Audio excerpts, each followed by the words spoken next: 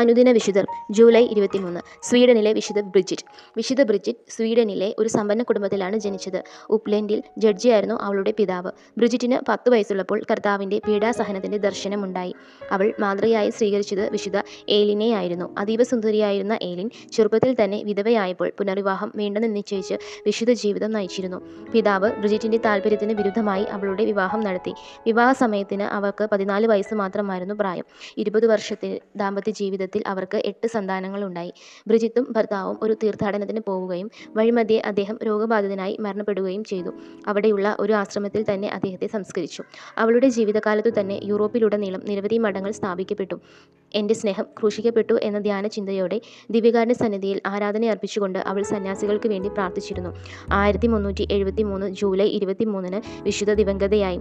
1391 Boniface 9 മാർപ്പാപ്പ ബ്രിജിറ്റിനെ വിശുദ്ധയെന്ന് നാമകരണം ചെയ്തു.